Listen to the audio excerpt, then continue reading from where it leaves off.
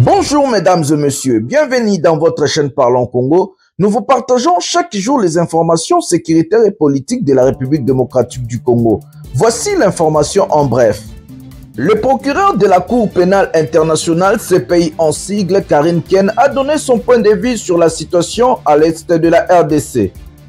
But of course, like the rest of the world, we are extremely worried of recent developments in Congo. Mais comme le reste du monde, nous sommes très inquiets de ce qui se passe en République démocratique du Congo. We know the situation, particularly in the east, is acute. Nous savons que la situation, particulièrement à l'est, est très inquiétante.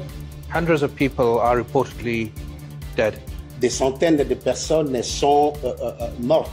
Thousands injured. Et des milliers blessés. And the message has to be conveyed very clearly. Et le message doit absolument passer clairement. Any armed group, tout groupe armé, any armed forces, toutes forces armées, any allies of armed groups or armed forces, tous les alliés de forces, de groupes armés et de forces armées, don't have a blank check. Ils n'ont pas un chèque à blanc. Nous vous rappelons que le procureur de la CPI, Karine Ken, a été sanctionné par Donald Trump et les États-Unis. Mais aussi le Rwanda n'est pas signataire de la Cour pénale internationale. L'équitabilité de la justice internationale interpelle Karine Ken d'être partielle. Alors, le monsieur a interpellé tous les forces armées opérant à l'est de la République démocratique du Congo, y compris le FARDC et Wazalendo. Pendant que le procureur est à Kinshasa, le coordonnateur de l'AFC M23, Corneille Nangaa, fait son entrée à Bukavu. Regardez comment la population a accueilli l'arrivée de Corneille Nangaa.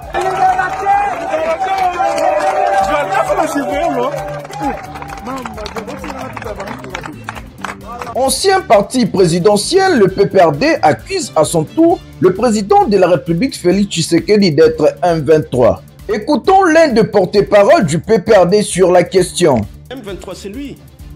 Et les actes sont là.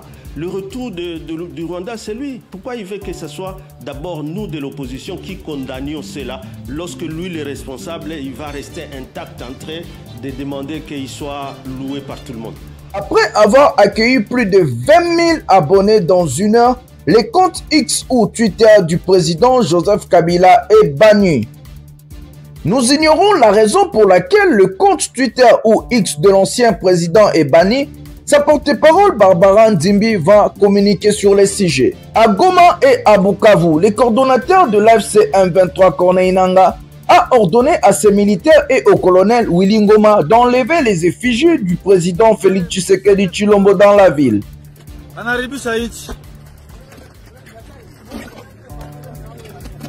Tosha ile foto ya mujinga na ribisa hichi. Longola foto ya bolole ya bomimboka. Tshisekedi fa kende, alongo na pouvoir. Koko benga na ye, kata foto ya bolole. Kata foto ya bolole. Kata foto ya bolole. Longola bokolole, longola foto ya bolole. Kata foto ya bolole. Derrière la caméra, on peut très bien écouter la voix du colonel Willy Ngoma de l'AFC. Il dit, je cite, « Coupez les photos de cet idiot, Félix Tshisekedi a détruit le pays. Félix Tshisekedi est un idiot, dit colonel Willy Ngoma. »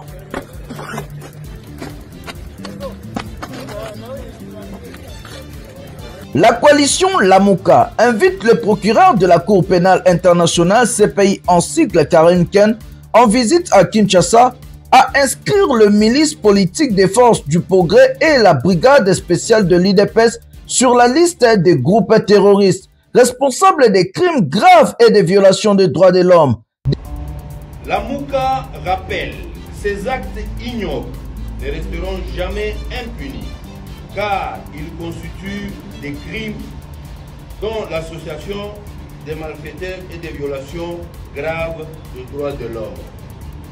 Par conséquent, Lamuka invite le procureur de la Cour pénale internationale à mission de travail en RDC à inscrire les milices politiques de force du progrès et de la brigade spéciale de l'UDPS sur la liste de groupes terroristes coupable des violations graves des droits humains.